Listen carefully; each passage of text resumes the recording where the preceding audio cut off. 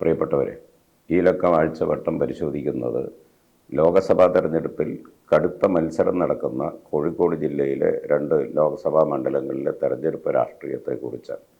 വടകരയും കോഴിക്കോടും. ഈ 2 മണ്ഡലങ്ങളും കഴിഞ്ഞ 15 വർഷക്കാലമായി കോൺഗ്രസ് പ്രതിനിധീകരിക്കുന്ന മണ്ഡലങ്ങളാണ്.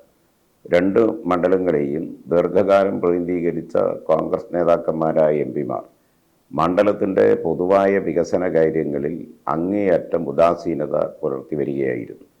വികസനം സംബന്ധിച്ച കാര്യങ്ങൾ വിശദമായി നമുക്ക് പിന്നീടൊരവസരത്തിൽ പരിശോധിക്കാമെന്നാണ് തോന്നുന്നത്. ഇന്നിപ്പോൾ നമ്മുടെ രാജ്യത്തെ സംബന്ധിച്ചിടത്തോളം വിധിനിർണായകമായ ഈ തെരഞ്ഞെടുപ്പിൽ ചർച്ച ചെയ്യേണ്ട കേന്ദ്ര സ്ഥാനത്ത് വരുന്ന രാഷ്ട്രീയ പ്രശ്നങ്ങളിൽ ഈ 2 മണ്ഡലങ്ങളിലും മത്സരിക്കുന്ന UDFനെ പ്രതിനിധീകരിക്കുന്ന കോൺഗ്രസ് സ്ഥാനാർത്ഥികളുടെ നിലപാടുകളെ സംബന്ധിച്ചാണ് സംസാരിക്കണം എന്നുദ്ദേശിക്കുന്നത്. 2014 മുതൽ ദേശീയ അധികാരം കൈയാളുന്ന RSS നയിക്കുന്ന മോഡി ഗവൺമെൻറ് രാജ്യത്തിൻ്റെ ഭരണഘടനയുടെ മതനിരപേക്ഷ ജനാധിപത്യ മൂല്യങ്ങളെ ആകെ തകർത്തുകൊണ്ട് ഇന്ത്യയെ ഒരു മതരാഷ്ട്രമായി പരിവർത്തനപ്പെടുത്താനുള്ള ആസൂത്രിതമായ നീക്കങ്ങളാണ് നടത്തിവരുന്നത്. ഇത്തരമൊരു ഗൗരവമേറിയ സാഹചര്യത്തിലാണ് ഈ പാർലമെൻറ്റ് തെരഞ്ഞെടുപ്പ് നടക്കാൻ പോകുന്നത്. രാജ്യത്തിൻ്റെ സ്വാശ്രയത്വത്തെയും പരമാധികാരത്തെയും എല്ലാം തകർക്കുകയും സാമൂഹ്യ ജീവിതത്തെയാകെ വർഗീയവൽക്കരിക്കുകയും ചെയ്യുന്ന ഫാസിസ്റ്റ് നീക്കങ്ങളാണ് നരേന്ദ്രമോദി ഗവൺമെൻറ് നടത്തിക്കൊണ്ടിരിക്കുന്നത്. ഭരണഘടനയെ നോക്കുകുത്തിയാക്കിക്കൊണ്ടാണ് മതാധിഷ്ഠിതമായ പൗരത്വ നിയമം വരെ അടിച്ചേൽപ്പിച്ചിരിക്കുന്നത്. മനുസ്മൃതിയെ അടിസ്ഥാനമാക്കിയ ഭരണഘടനയാണ് വേണ്ടതെന്നാണ് RSS എത്രയോ കാലമായി പറഞ്ഞുകൊണ്ടിരിക്കുന്നത്. ഹിന്ദുവെന്നാൽ RSSന് ഇന്ത്യയെ വ്യത്യസ്ത ജാതിഗോത്ര സമൂഹങ്ങളിലായി വ്യാപിച്ചു കിടക്കുന്ന വിശ്വാസികളായ ജനങ്ങൾ അല്ല, നേരെ മറിച്ച് ബ്രാഹ്മണ മതത്തെയാണ് RSS ഹിന്ദു സംസ്കാരവും മതവുമെല്ലാമായിട്ട് പരിഗണിക്കുന്നത്. ബ്രാഹ്മണരും ക്ഷത്രിയരും വൈശ്യരും ഒഴികെ അതിന് താഴെയുള്ളവരെ മനുഷ്യരായിട്ട് പോലും അംഗീകരിക്കാത്ത സവർണ രാഷ്ട്രീയ പ്രത്യയശാസ്ത്രമാണ് RSSൻ്റെ മതവും സംസ്കാരവും. അതിന് ഇന്ത്യയുടെ ചരിത്രവും സംസ്കാരവുമായി യാതൊരുവിധ ബന്ധവുമില്ല എന്ന് നാം കാണേണ്ടതുണ്ട്. ബ്രാഹ്മണജാതി മേധാവിത്വവും കൊളോണിയൽ ശക്തികളും ചേർന്നുണ്ടാക്കിയ പ്രത്യയശാസ്ത്രമാണ് യഥാർത്ഥത്തിൽ RSSൻ്റെ മതരാഷ്ട്ര സങ്കല്പം. RSSൻ്റെ ഈ മതരാഷ്ട്ര അജണ്ടയോട് എല്ലാ കാലത്തും സമരസപ്പെട്ടു പോയവരാണ് കോൺഗ്രസ്സുകാരെന്ന് നമുക്ക് കാണാനാവണം. ഗാന്ധിവധത്തിൻ്റെ സന്ദർഭത്തിൽ പോലും ആ പശ്ചാത്തലത്തിൽ RSSനെയും ഹിന്ദു മഹാസഭയെയും തള്ളിപ്പറയുന്നതിൽ നിന്നും കോൺഗ്രസിലെ ഒരു വിഭാഗം സവർണജാതി നേതാക്കൾ മാറി നിൽക്കുകയായിരുന്നു എന്നതും ചരിത്രത്തിൻ്റെ ഭാഗമാണ്. ഇന്ത്യയിൽ RSS രാഷ്ട്രീയത്തോട് സന്ധി ചെയ്തും സമരസപ്പെട്ടും പോയ കോൺഗ്രസിൻ്റെ നയങ്ങളാണ് യഥാർത്ഥത്തിൽ രാജ്യത്ത് ഇന്ന് നടക്കുന്ന ന്യൂനപക്ഷ വേട്ടയുടെ ഭീകരതയിലേക്ക് രാജ്യത്ത് എത്തിച്ചത് എന്ന് തന്നെ നമുക്ക് കാണേണ്ടി വരും. ബാബരി മസ്ജിദ് തൊട്ട് പൗരത്വ ഭേദഗതി നിയമം വരെ അതിനുള്ള ഉദാഹരണങ്ങളാണ് എന്നതും ഗൗരവമേറിയ കാര്യമാണ്.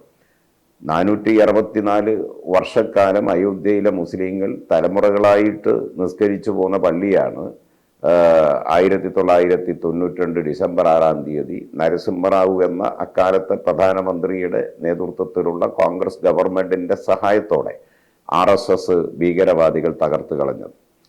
ഇപ്പോൾ പള്ളി നിലനിന്നിരുന്ന സ്ഥലത്ത് നീതീകരിക്കാനാവാത്ത കോടതി വിധിയിലൂടെ കേന്ദ്ര സർക്കാർ ക്ഷേത്രം പണിത് അവിടെ പ്രാണപ്രതിഷ്ഠ നടത്തിയിരിക്കുകയുമാണ്.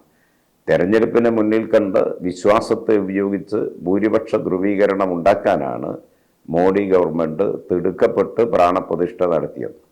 കോൺഗ്രസ് ഇക്കാര്യത്തിലെടുത്ത നിലപാട് BJPയുടെ രാഷ്ട്രീയ അജണ്ടയോടൊപ്പം ചേരുക എന്നത് തന്നെയായിരുന്നു. ഇതിനെതിരായി ശക്തമായ നിലപാട് സ്വീകരിക്കാൻ കോൺഗ്രസ് നേതൃത്വം തയ്യാറായുമില്ല.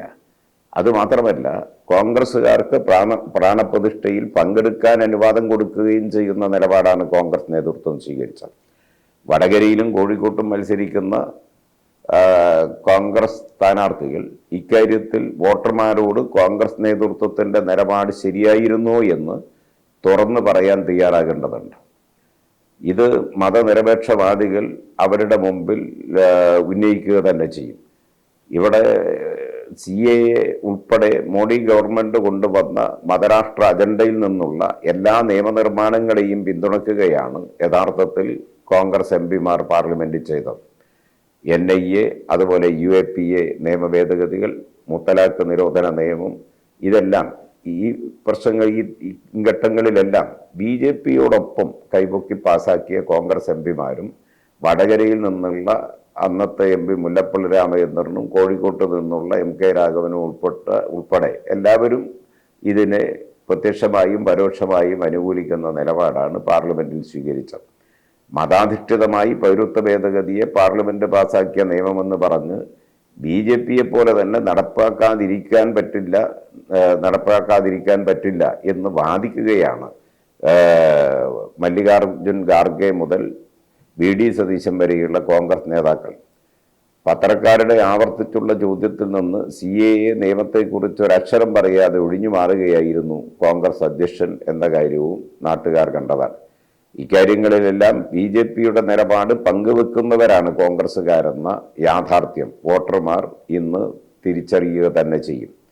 ഇവിടെ കടമരം കരീം ഉൾപ്പെടെയുള്ള രാജ്യസഭയിലെയും ലോകസഭയിലെയും ഇടതുപക്ഷ MPമാരാണ്, അവരെണ്ണത്തിൽ കുറവാണെങ്കിലും ഇടതുപക്ഷ MPമാരാണ് മുത്തലാഖ് നിരോധന നിയമത്തെയും അതുപോലെ NIA നിയമ ഭേദഗതിയെയും പൗരത്വ നിയമ ഭേദഗതിയെയും എല്ലാം വിട്ടുവീഴ്ചയില്ലാതെ പാർലമെന്റിനകത്ത് എതിർത്തു പോന്നിട്ടുള്ളത്. നിഷ്ക്രിയ നിലപാടുകളെടുത്ത് BJP സർക്കാർ കൊണ്ടുവരുന്ന നിയമങ്ങളെ പാസാക്കി കൊടുക്കാൻ സൗകര്യമൊരുക്കി കൊടുക്കുകയാണ് കോൺഗ്രസ്സുകാർ പാർലമെന്റിനകത്ത് ചെയ്തത്.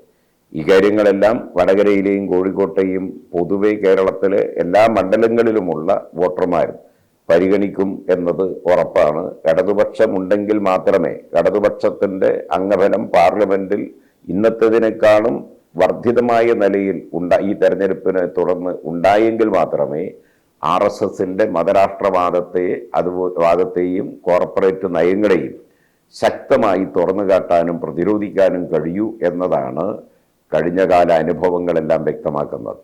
അതുകൊണ്ട് കോഴിക്കോട്ടെയും വടകരയിലെയും എല്ലാം വോട്ടർമാർ BJPയുടെ കോർപ്പറേറ്റ് വർഗീയ അജണ്ടക്കെതിരെ അതിശക്തമായ നിലപാട് സ്വീകരിക്കുന്ന പോരാളികൾ ആയ ജനനേതാക്കളെ തന്നെ പാർലമെന്റിലേക്ക് തെരഞ്ഞെടുത്ത് അയക്കേണ്ടതുണ്ട്. അതിനവർ സന്നദ്ധമാകും എന്ന് നമുക്ക് ഉറച്ചു വിശ്വസിക്കാം. സഖാക്കൾ KK ശൈലജ ടീച്ചറും ഇളവരം കരീമിനെയും അവരുടെ തെരഞ്ഞെടുപ്പ് ചിഹ്നമായ ചുറ്റിക അരിവാൾ നക്ഷത്രം അടയാളത്തിൽ വോട്ട് ചെയ്ത് വിജയിപ്പിക്കുന്നതിനുള്ള എല്ലാ പ്രവർത്തനങ്ങളിലും കക്ഷി ജാതി മത പരിഗണനകൾക്കതീതമായി ജനങ്ങൾ വോട്ടർമാർ തയ്യാറാവണം, മുന്നോട്ട് വരണം എന്നാണ് ഈ സന്ദർഭത്തിൽ അഭ്യർത്ഥിക്കാനുള്ളത്. ഇത് നമ്മുടെ രാജ്യത്തെ, ഇന്ത്യ എന്ന നമ്മുടെ രാജ്യത്തെ ഇന്നത്തെ നിലയിൽ നിലനിർത്തുന്നതിന് വേണ്ടിയുള്ള ഒരു പോരാട്ടമാണ്. ഇന്ത്യ എന്ന രാഷ്ട്രത്തിൻ്റെ, നമ്മുടെ രാജ്യത്തിൻ്റെ അടിസ്ഥാനമായ മതനിരപേക്ഷ ജനാധിപത്യത്തെയും ഭരണഘടനയെയും സംരക്ഷിക്കാനുള്ള പോരാട്ടമാണ്.